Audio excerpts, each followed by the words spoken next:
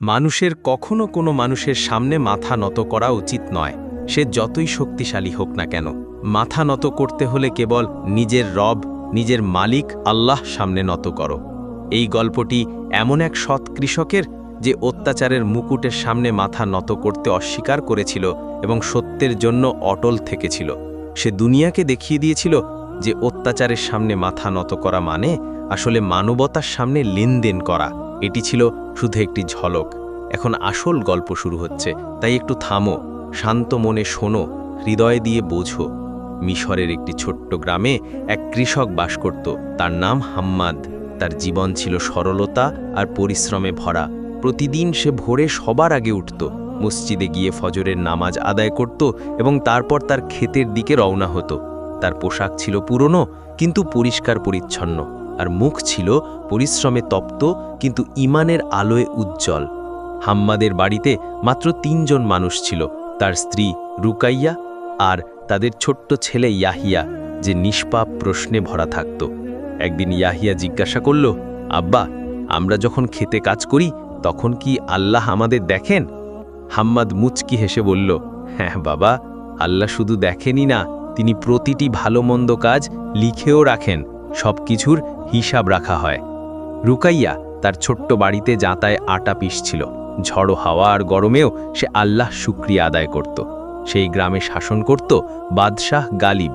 সেই ছিল একজন নির্মম, অহংকারী মানুষ, যে কারো দুঃখ অনুভব করত না আর ন্যায়ের ভয়েও তাকে স্পর্শ করত না। তার হুকুম ছিল, প্রত্যেক কৃষক তার ফসলের অর্ধেক অংশ আমার প্রাসাদে পেশ করবে, নইলে জমি আর ইজ্জত দুটোই কেড়ে নেওয়া হবে। সিপাহীরা গ্রামে গ্রামে গিয়ে ঘোষণা করত, বাদশাহের হুকুম, কাল সকালের মধ্যে তোমাদের গমের অর্ধেক অংশ পেশ করো। হাম্মাদের যা কিছু ছিল তা দিয়ে সে কোনো মতে সংসার চালাত, কিন্তু হুকুম সবার জন্য সমান ছিল। অত্যাচারে কোনো ছাড় দেওয়া হতো না। রুকাইয়া ভয় পেয়ে বলল, হাম্মাদ, কিছু একটা করো, তুমি যদি ফসল না দাও তাহলে তারা তোমার জমি কেড়ে নেবে। হাম্মাদ শান্ত কণ্ঠে জবাব দিল, যদি আমি অত্যাচারের সামনে মাথা নত করি তাহলে ইয়াহিয়াকে আমি কি শেখাবো? আমি আশা রাখি আল্লাহর ওপর, বাদশার ওপর নয়। সেই রাতে ঘুমানোর আগে হাম্মাদ সিজদায় গেল। তার চোখ থেকে অশ্রু ঝরছিল। সে বলল, হে আল্লাহ, তুমি মালিক, আমি শুধু তোমার সন্তুষ্টি চাই। তুমি চাইলে এক টুকরো রুটিতেও বরকত দিতে পারো। সেই রাতে হাম্মাদ শুধু পানি পান করল। রুকাইয়া ইয়াহিয়াকে ঘুম পাড়িয়ে দিয়ে নিজে কুরআন তুলে নিল। ওয়াতাওয়াক্কাল আল্লাহ, আর আল্লাহই তার বান্দার জন্য যথেষ্ট। সেই রাতে বাদশাহ গালিব তার প্রাসাদের সোনার তক্তে ঘুমিয়েছিল। প্রাসাদ ছিল সোনার, কিন্তু তার স্বপ্নে ছিল অন্ধকার। সে স্বপ্নে দেখল একটি উজ্জ্বল মুখ তার সামনে দাঁড়িয়ে আছে। সেই মুখের আলো এত তীব্র ছিল যে সে চোখ মেলতে পারল না। সেই কণ্ঠ বলছিল, অত্যাচারের সময় শেষ হয়েছে গালিব। যে রুটিতে কোনো ক্ষুধার্থের হক কেড়ে নেওয়া হয় তা বিষ হয়ে যায়। তোমার হিসাব কাছে এসে গেছে। বাদশাহ চিৎকার করে জেগে উঠল। তার হৃৎপিণ্ড দ্রুত স্পন্দন করছিল। সে তৎক্ষণাৎ সিপাহীদের ডাকল, সেই হাম্মাদ নামের কৃষক কোথায়? কাল সকালে তাকে আমার সামনে হাজির করো। সকালে হাম্মাদ তার গমের বস্তা কাঁধে নিয়ে প্রাসাদের দিকে রওনা হলো। কিন্তু যখন সে পথের কাছাকাছি পৌঁছল, আকাশে কালো মেঘ জমে গেল। হঠাৎ এক তীব্র ঝড় এলো এবং এত জোরে বৃষ্টি হলো যে নদীর পথ পুরোপুরি ডুবে গেল। প্রাসাদের পথ বন্ধ হয়ে গেল। সিপাহীরাও পৌঁছাতে পারল না। গ্রামের লোকেরা এটাকে আল্লাহর নিয়ম বলতে লাগল। তবুও বাদশাহ হাম্মাদকে ডেকে পাঠালো। হাম্মাদ মাথা নত করে তার সামনে হাজির হল। গালিব রাগত্ব কণ্ঠে বলল, তুমি আমার হুকুম অমান্য করেছ, তোমার ভয় লাগে না?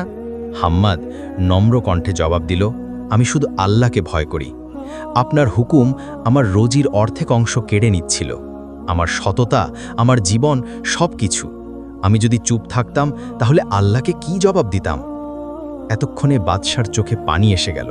সে হাম্মাদের দিকে তাকিয়ে বলল, তুমি আমাকে সেই কথা মনে করিয়ে দিয়েছ যা আমি ভুলে গিয়েছিলাম। আমিও আল্লাহর একজন বান্দা। বাদশা তৎক্ষণাৎ ঘোষণা করল, আজ থেকে প্রত্যেক কৃষক স্বাধীন। কেউ তার পরিশ্রমের অংশ কাউকে দেবে না। অত্যাচারের যুগ এখন শেষ। যখন হাম্মাদ বাড়ি ফিরল, রুকাইয়া দরজায় দাঁড়িয়েছিল। সে কাঁদতে কাঁদতে বলল, আল্লাহ তোমাকে ইজ্জতও দিয়েছেন আর জয়ও দিয়েছেন। ইয়াহিয়া দৌড়ে এসে বলল, আব্বা, আল্লাহ আমাদের জয় দিয়েছেন তাই না? হাম্মাদ মুস্কি হেসে শুধু বলল, যখন বান্দা ধৈর্য ধরে তখন আল্লাহ নিজে তার জন্য লড়েন। এই গল্পের শেষ বাণী, শিক্ষা। যখন অত্যাচার বাড়ে তখন আল্লাহর নিয়ম কেঁপে ওঠে। ধৈর্যধারীরা সব সময় জয়ী হয়, শুধু এই দুনিয়াতেই নয়, আখিরাতেও। প্রতিটি পরীক্ষার পর একটি স্বস্তি অবশ্যই আসে, আর আল্লাহ সব সময় তাদের সঙ্গে থাকেন যারা তার ওপর ভরসা করে।